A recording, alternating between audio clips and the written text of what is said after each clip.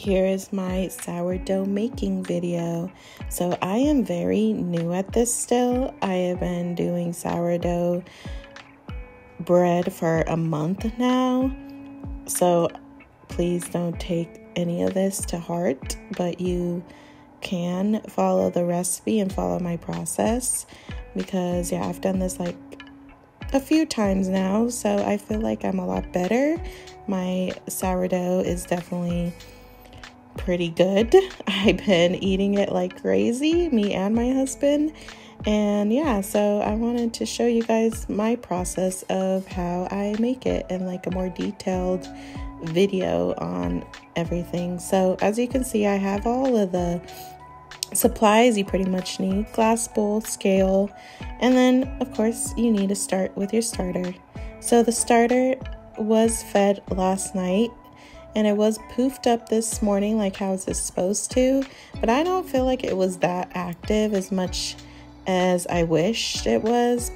But yeah, my starter was fine though. We used it anyways and it turned out fine, the bread that I made this time. But yeah, and we are going to start now with the water.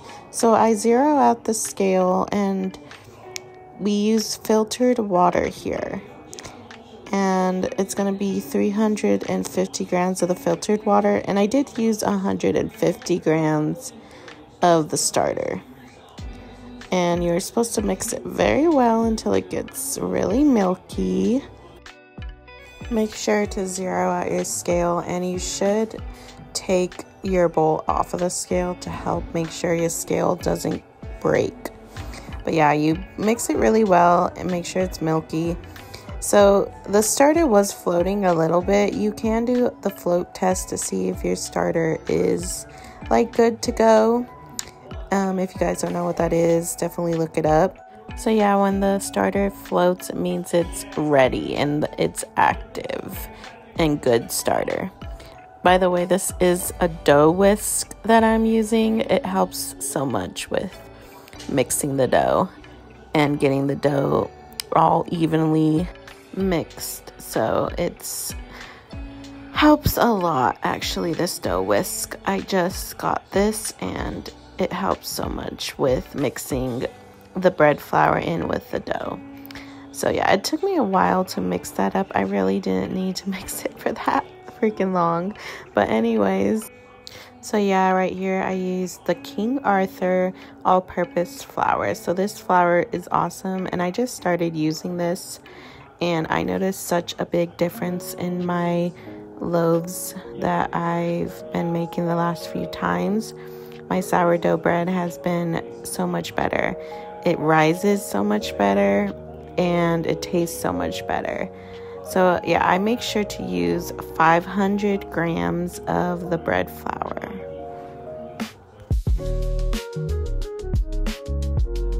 And then right here I use pink salt, and about 10 grams of pink salt is mixed into the flour. And then right here we mix everything up. So this is always the funner process, mixing the dough. So you want to make sure it gets really sticky. So I actually add some water here because it wasn't sticky enough.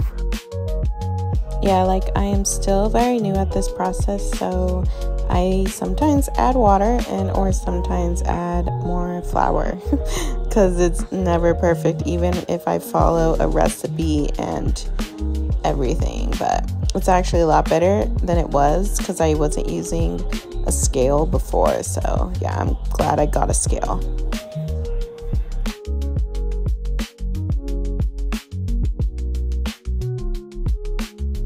So right here, I'm just cleaning the sides of the bowl and make sure the bowl is like clean on the sides because it helps when you do your stretch and folds, that you don't have a bunch of dough stuck to the side of the bowl. And as you can see, it's really sticky and it looks really good, and that's how you want it to look. And so now we get our wet cloth, kitchen towel, and put it on top of the bread dough. So you make sure this sits for an hour, and then you start your stretch and folds after an hour by letting it sit. So right here I'm going to be doing my starter. I had some left, a little bit from what I just used, so I just added some more water, and then I made sure to add some flour. So I kind of just wing it with the flour and water, and I make sure it's like a cakey mixture. And sometimes I will do dry feedings here and there to help it rise, but so far this way of doing my starter has been helping it get active and helping it rise a lot more. And I've learned too that the microwave also helps make it rise. Like, I guess the warmth really helps. And yeah, I will do a video on how to make starter and like the process of starting a whole new starter. It took me like 2 weeks to get my starter to rise and become active, so it is a process and it's annoying, and there's a lot of different tips and tricks too, and I'm still learning. Like, I definitely could make my starter better, but I wanted to make sure to do a video on that as well, definitely, because that's like the first step in making sourdough.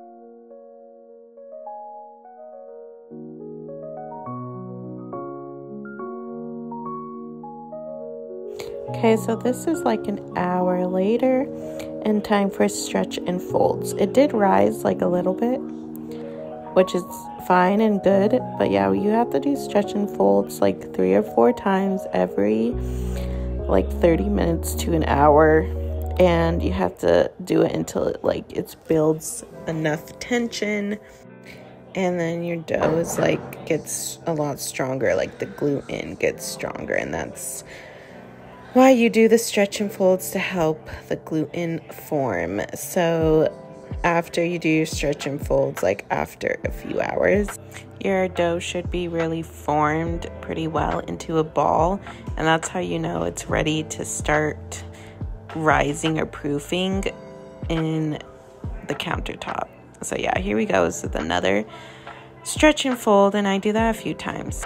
So here is my process of shaping. So I let it sit for like a few hours. I think this was around 5 p.m. when I did the shaping of the dough.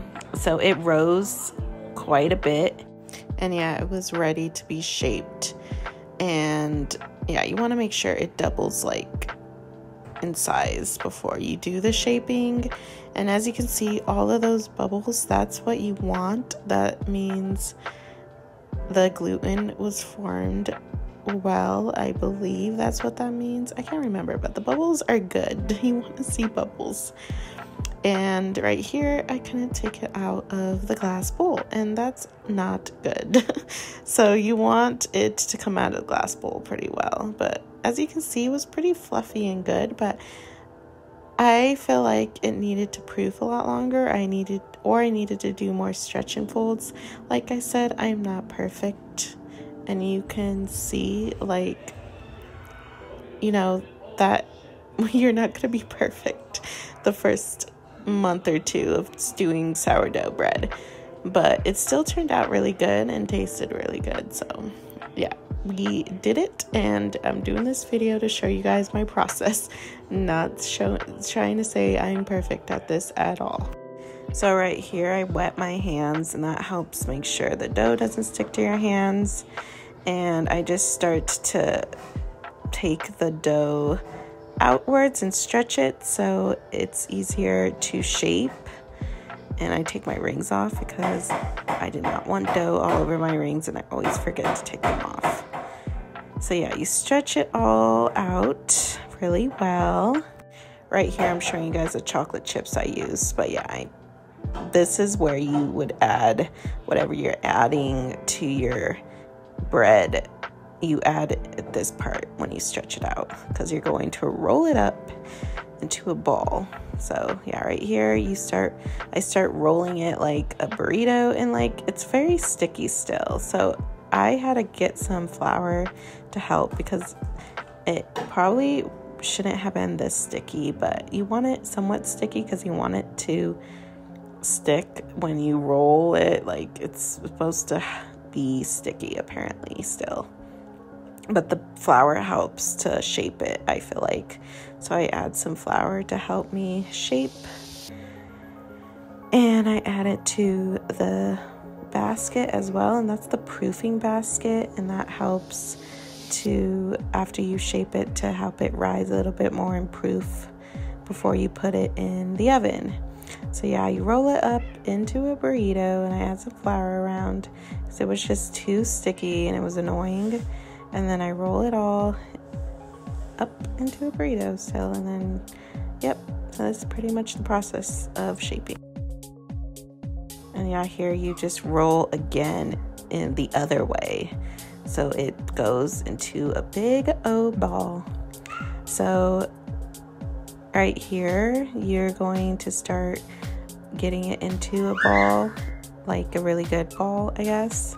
So you start doing like a candy cane, I guess, motion, like go up and around. It kind of depends. You can do it different ways of how you can shape your dough. It kind of is just depending on your style of what you think is easier for you. Like right here, like that kind of motion is a different motion you could do to get it to be rounded. So whatever is best. I am definitely still so new at shaping, and it's pretty hard and annoying.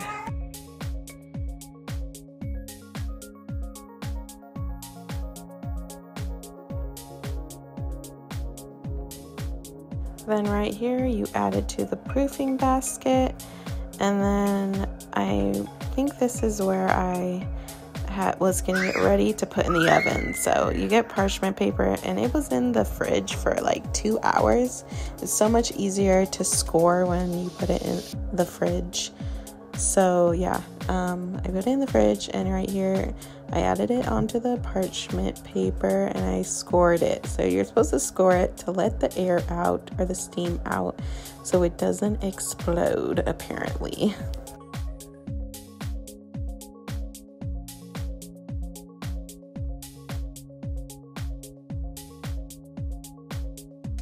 So right here, I took the pot out of the oven. You're supposed to make sure it gets warmed in the oven first before adding your bread. And ignore my broths that I had made for dinner. But there you go. The bread is done, and it looks so good and browned. I don't brown it a whole bunch. I love having it just, you know, golden brown and not dark brown. And yeah, it looked really good. And we actually cut into this way too early. You're supposed to let it sit for like 2 hours at least. Some people do it for 24 hours and wait, because it helps the crumb. If you cut it into it too early, it gets gooey. So I would recommend not cutting into it right away. But because this had chocolate chips in it and we wanted it for dessert, we were like, we're gonna have this warm and we're gonna eat it right away. And right here is the crumb. I wanted to show you guys the inside. So this was the next day, actually. So it definitely didn't look as gooey, but as you can see, it looked underproofed. So it needed to be proofed more, this bread. And like I said, I am not an expert. This is just my process of me learning. Maybe in a few months, I will do another video of this, and you guys will see how much better I am at this. Also, I want to show you guys my bread bag. But yeah, thank you for watching. By the way, I got this bread bag at Amazon. Please subscribe and please like if you like these kind of videos. I love making sourdough bread, so I of course would love making more videos like this. And yeah, definitely let me know if you like these, because I will do more.